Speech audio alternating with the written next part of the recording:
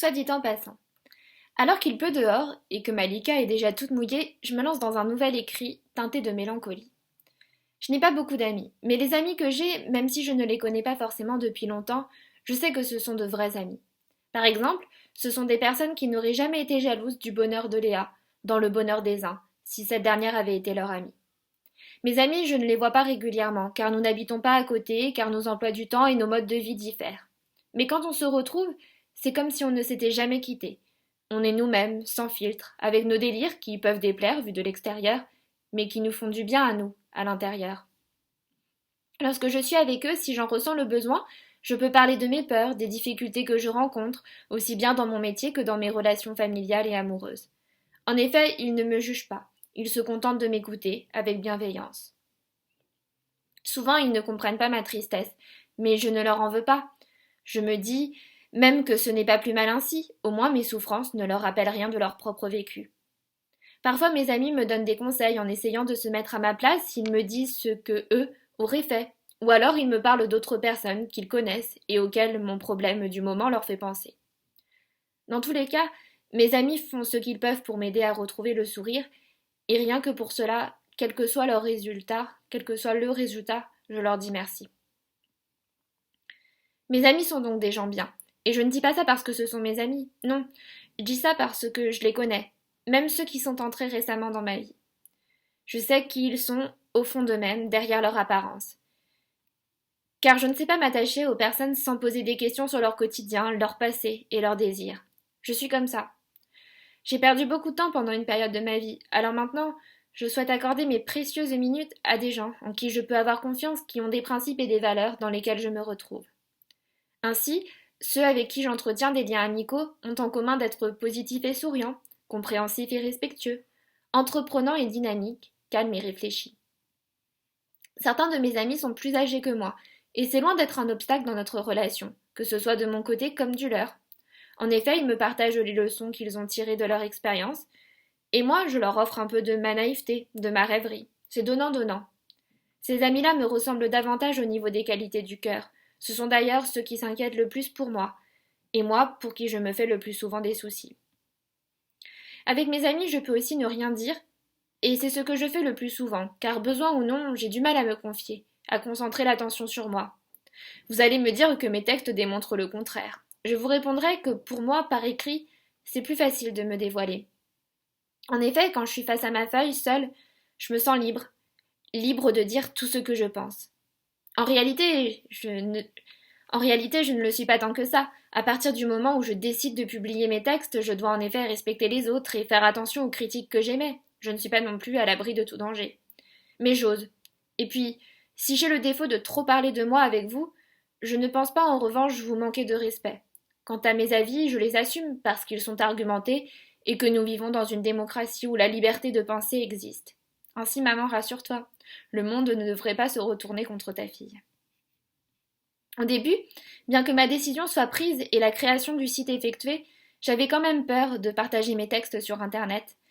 Peur d'être mal vue, d'être moquée sur mon physique ou à cause de mon regard enfantin sur le monde. Mais maintenant ça va mieux, notamment parce que je me rends compte que peu de gens me lisent. Ne le prenez pas contre vous. En effet, si vous lisez ces mots, si vous m'entendez, c'est que vous faites partie du petit nombre de personnes envers qui je suis reconnaissante, puisqu'elles sont celles qui me motivent pour continuer sur ma lancée. Vous êtes en fait un de mes quelques lecteurs, auditeurs, à qui je ne dirai jamais assez merci de m'accompagner dans cette expérience, qui jusqu'ici me comble de bonheur. Cela ne me dérange donc pas d'être peu lu. À ce qu'on dit, seuls les meilleurs restent. Ceux qui sont curieux, comme moi, et ouverts d'esprit. En effet, même si vous n'êtes pas toujours d'accord avec moi, vous prenez le temps dans votre quotidien de découvrir mes pensées, de les confronter aux vôtres, ou tout simplement de sourire avec moi. Et c'est exactement ce que je recherche. Partager mes idées, apporter un peu de gaieté, émouvoir peut-être aussi, lorsque vous vous rendez compte de l'importance que j'accorde à mes écrits et donc plus largement à mon rêve de devenir écrivain. Quoi qu'il en soit, même si je ne sais rien de vous, et ne peux vous considérer par conséquent comme un ami, je sens que vous êtes quelqu'un de bien. Suivre une personne lambda qui écrit sur sa vie, en prenant des films et des livres comme prétexte, la suivre jusqu'au bout, à plusieurs reprises, n'est pas donné à tout le monde. Mais Pour que vous ne preniez pas la grosse tête, j'en reviens à mes amis, ceux qui ont un prénom et un visage, ceux dont je connais la vie familiale et sentimentale. Lorsque je me tais avec eux, c'est une manière pour moi de leur donner la parole. À mon tour alors de leur offrir mon écoute et eux de me faire confiance. J'aime ces moments où ils se confient à moi, et je ne manque pas d'entretenir leur récit par des questions, dont les réponses m'intéressent sincèrement, parce que ce sont les leurs. Je suis du genre à m'attacher aux personnes qui me laissent un peu de place dans leur cœur. Pour moi, c'est un honneur que je veux conserver à jamais. Mais ce n'est pas toujours réciproque. Il y a des êtres qui aiment, puis qui désaiment, qui font de vous le centre de leur existence, puis qui vous relèguent dans le flux de leurs souvenirs. Il y a les vrais amis et les faux amis. Quand ça arrive, je me rends compte que je me suis trompée sur l'identité de la personne, que je l'ai idéalisée, et cela me fait de la peine. Ainsi j'ai du mal à la laisser partir, mais il le faut, car l'amitié digne de ce nom se doit d'être éternelle et inconditionnelle, quel que soit le vécu de chacun. Aujourd'hui, j'ai une dizaine de véritables amis, qui malgré mes bas ne m'ont jamais abandonnée.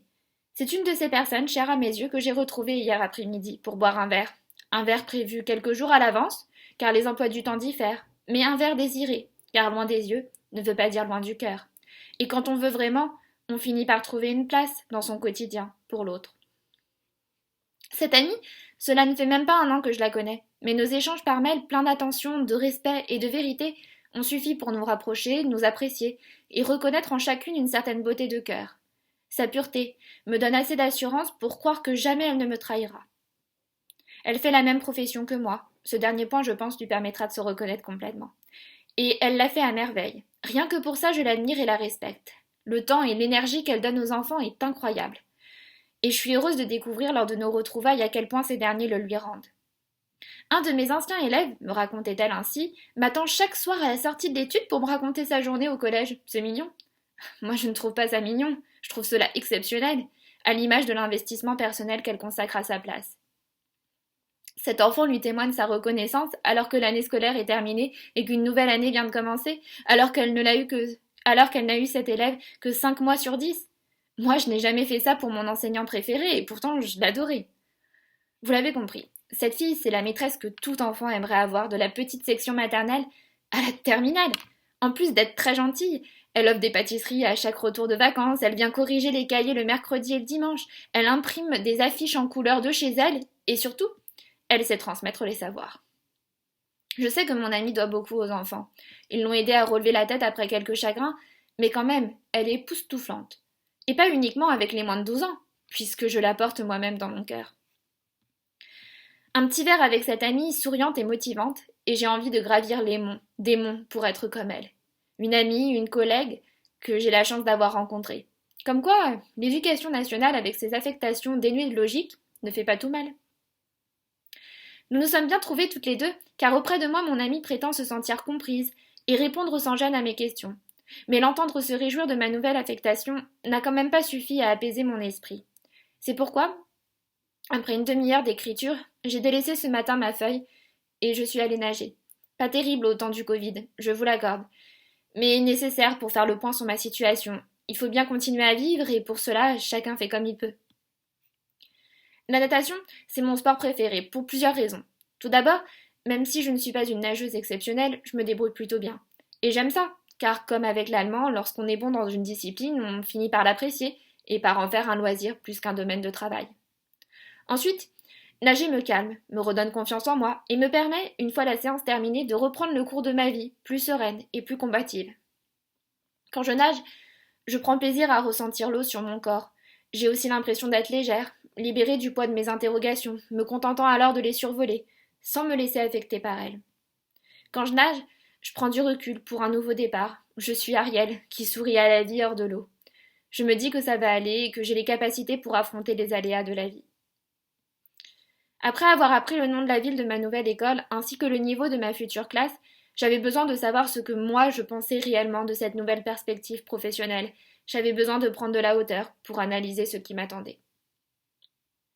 Ce matin, en nageant, j'ai donc pris le temps de repenser à mon affectation. J'ai essayé de comprendre ce que je ressentais et j'ai découvert de la peur. Je crains en effet d'être moins appréciée que la maîtresse précédente et d'avoir du mal à me faire une place dans le cœur des élèves, qui pourraient me comparer sans cesse avec ceux qu'ils ont connus. J'ai peur aussi de faire ce que je considère comme une erreur, à savoir concentrer toute mon énergie sur les apprentissages. Bien sûr, je veux que mes élèves apprennent des choses et me remercient à la fin de l'année pour tout ce que je leur ai transmis, mais je souhaite désormais également construire avec eux une véritable relation. Je ne veux pas qu'être une tête qui a les réponses et propose des méthodes pour y accéder. Cette année, avec ma nouvelle affectation, je veux progresser. Je veux me rapprocher de la maîtresse dont chaque enfant rêve la nuit. Hier, mon ami a fait une réflexion que j'ai trouvée très juste. J'avais déjà conscience de la gravité de la situation, mais l'entendre résumer de la sorte dans sa bouche m'a conforté dans ma volonté de parfaire ma relation avec les enfants. Mon ami m'a ainsi rappelé à quel point la nouvelle génération n'était pas gâtée par le monde en mutation. Entre le dérèglement climatique et les catastrophes naturelles que cela provoque, le terrorisme et les attentats qui se multiplient, la politique et ses dirigeants narcissiques et égocentriques, les arguments pour lui donner raison ne manquent pas. Sans parler évidemment des crises sanitaires et économiques en cours. Vos enfants, vos futurs enfants, comme les miens, méritent amplement que leur maîtresse délaisse un peu les impératifs théoriques, des programmes pour prendre davantage soin d'eux. À défaut de la société, en plus de leur famille, il faut que l'école soit un lieu où la sécurité affective soit assurée. Pour savoir être plus câline et en même temps stricte quand il le faut avec mes élèves, j'ai encore du chemin à parcourir. Mais je suis prête à le faire. Mon amie a 1 an d'expérience de plus que moi, donc je me refuse de la jalouser. Je la prends plutôt comme modèle, et je lui pose des questions pour comprendre comment elle se comporte en classe. J'envie sa facilité à créer une relation de complicité avec les enfants dont elle a, en partie, l'éducation en charge. Mais je ne veux pas oublier que chacune est différente, que même si je deviens plus maternelle, je resterai toujours maîtresse marine. Et c'est très bien comme ça, car même si ma personnalité ne fait pas encore assez dans le social, j'ai d'autres qualités qui ne sont pas autant développées chez elle. Comme tout être humain, nous avons toutes les deux notre propre manière d'être, et si celle-ci peut s'améliorer, elle ne peut pas changer de A à Z. Il y a des choses que je dois accepter. Je sais que mon amie prend le temps sur ses heures d'enseignement pour écouter ses élèves parler d'eux-mêmes. Elle s'autorise aussi à rire avec eux et apprécie leurs câlins. À moi de m'approprier ces petites choses tout en restant fidèle à moi-même, à ce qui me correspond réellement. En fait, moi j'ai été jusqu'ici dans la recherche constante de la performance. Mais malgré les réussites de mes élèves, je n'ai jamais été pleinement satisfaite de mes journées. Et je pense que cela est dû au manque d'affinité que j'avais avec les enfants. Je suis sévère avec moi, car je dresse l'image d'une femme insensible, alors qu'à chaque retour de vacances, les enfants me gâtent de cadeaux et de dessins, alors que certains passent leur récréation à mes côtés en me donnant la main, alors que je corresponds encore avec d'anciens élèves par voie postale et par mail. Disons plutôt que je ne suis pas une maîtresse parfaite, et que j'ai conscience de certaines de mes imperfections. Dans ce cas, autant se donner les chances de corriger celles qui le peuvent, non? Jusqu'ici, c'était difficile, car en 3 ans d'enseignement, je n'ai eu que des postes fragmentés avec 3 à 4 classes différentes par semaine. Comment créer de véritables liens avec les enfants dans de telles conditions? J'avais beau les apprécier, nos entrevues étaient trop restreintes pour que j'aie le temps de le leur montrer. Cette année, je vais avoir l'occasion de faire les choses autrement. Mais au lieu de m'en réjouir, je me suis laissée tout de suite submerger par la peur de l'inconnu et de l'échec. Vais-je savoir faire? En sortant de la piscine, ça va mieux. Je me dois d'être patiente et de ne pas viser trop haut, alors que c'est la première fois que j'aurai la même classe, 4 jours par semaine. Je donne toujours le meilleur de moi-même, donc quoi qu'il se passe, je devrais être satisfaite et même me montrer reconnaissante envers moi-même pour les efforts réalisés. C'est petit à petit que je me rapproche de mon enseignement idéal, à la fois performant et social. Avoir ce que l'on veut dès le début de sa carrière rendrait les années suivantes bien mornes et dénuées d'intérêt personnel. Alors ainsi c'est parce que je peux faire mieux que je veux laisser l'enthousiasme prendre le dessus. L'enthousiasme prendre le dessus. En nageant, d'autres pensées me sont venues en tête, des pensées auxquelles je ne m'attendais pas, car elles concernent l'article que je venais d'interrompre. Je me suis demandé ainsi si ce que j'avais écrit au sujet de mes amis était vrai, et je me suis rendu compte que je n'avais pas été complètement honnête avec vous. Parce que je vous parle pour la première fois de mes amis, je voulais les présenter sous leur meilleur jour. Parce qu'aussi vous ne me connaissez pas encore parfaitement, je voulais me montrer à vous comme une fille bien entourée, malgré le temps que je trouve pour écrire. Mais mes amis n'échappent pas à la règle de la perfection. Comme moi, comme tout être humain sur Terre, ils ont leurs défauts. Et certains, même s'ils ne détrônent pas les qualités que j'apprécie chez eux, m'atteignent. J'ai des amis qui me soutiennent à 200% dans la publication de mes textes. Ils m'encouragent à persévérer, ils me lisent, regardent mes vidéos et me font même des retours constructifs sur le contenu. J'accepte alors leurs critiques car je sais qu'ils sont là pour m'aider à atteindre mes rêves, car je sais que me voir heureuse les rendrait heureux. Mais dans la dizaine d'amis chers à mon cœur, ce n'est malheureusement pas la majorité qui agit de la sorte. Et ça me fait de la peine. Je ne leur demande ni de m'écrire chaque jour, ni de me dire que mes articles sont géniaux. J'aurais juste aimé un retour de leur part au sujet de l'aventure dans laquelle je me lance. Même s'ils ne s'intéressent pas à l'écriture et ne partagent pas mes goûts de films et de livres, connaître ce qu'ils pensent sur ce que je vis en ce moment est important pour moi. Malgré mes interrogations pour savoir s'ils ont vu ou s'ils ont l'intention de prendre le temps de voir, je n'ai pas de réponse.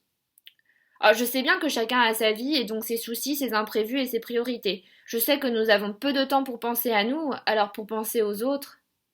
Mais une phrase, juste une petite phrase, ça m'aurait fait plaisir. Attention, je n'écris pas ces mots pour leur demander implicitement de me parler. Vous l'avez compris? Ceux dont je suis en train de parler ne lisent pas mes écrits. Cet article, je le fais plutôt pour vous montrer que le temps que vous m'accordez en me lisant, eh bien peu de gens en fait sont capables de le faire. Alors merci. Je suis exigeante envers mes amis, mais c'est parce qu'ils comptent pour moi. Ce n'est pas la première fois qu'ils ne sont pas au rendez-vous, je devrais donc comprendre que leur silence n'est pas contre moi, ou me corriger dans mes attentes. Mais ce n'est pas évident. Je vais tout de même y arriver, car à défaut de leur réaction, je reçois des retours d'autres personnes, de vous par exemple. Et c'est flatteur, tout autant qu'inattendu. Vous me motivez à continuer à écrire et à partager. Ainsi, je plais peut-être pas à tout le monde, mais je plais à quelques-uns, et c'est l'essentiel. C'est en plus une bonne préparation à ce qui m'attend lorsque je vais proposer mon manuscrit aux maisons d'édition. Même si j'accumule les refus, je continuerai à croire en mon histoire, et me dirai que ce n'est pas moi qui est nul, seulement les personnes qui n'étaient pas les bonnes. Le souci chez moi, c'est que quand je ne sais pas ce que les gens pensent d'une chose au sujet de laquelle j'aurais aimé avoir leur avis, j'ai tendance à imaginer leurs pensées. C'est une manière de faire absurde, car je ne suis personne pour prétendre être dans leur tête. Mais je l'ai encore fait dernièrement, pour ces amis restés silencieux. Je me suis alors dit qu'ils désapprouvaient peut-être mes partages virtuels, mais n'osaient pas me le dire, et j'ai trouvé ça dommage de leur part, car m'alerter sur ce qu'ils jugent négatif, voire néfaste pour moi, n'est-ce pas justement une marque d'amitié? Je comprends qu'ils aient peur de me faire de la peine, voire que je renonce à mon projet. Mais en tant qu'ami, il faut se dire les choses, surtout si, sur le long terme, cela peut s'avérer bénéfique. Par exemple, est-ce qu'un homme peut encore s'intéresser à moi après avoir lu tous mes articles? J'en aurais tellement dit que discuter avec moi lui paraîtrait vain, car à sens unique et sans intérêt pour lui. Je sais pas. Si mes partages m'empêchent d'avancer dans ma vie, il faudrait que je le sache dès maintenant. Je me pose donc des questions, beaucoup, et sans arrêt. La piscine de ce matin m'a aidé à trouver les réponses à certaines, mais elle réveille aussi de nouvelles interrogations, dont je me serais bien passée. Mais peut-on arrêter de douter à partir du moment où on entreprend quelque chose de nouveau, qui nous sort de notre inconfort, de notre confort habituel? Ça fait partie du jeu. Est-ce que j'ai raison d'essayer? Faute d'avis contraire, je m'en remets à l'avenir.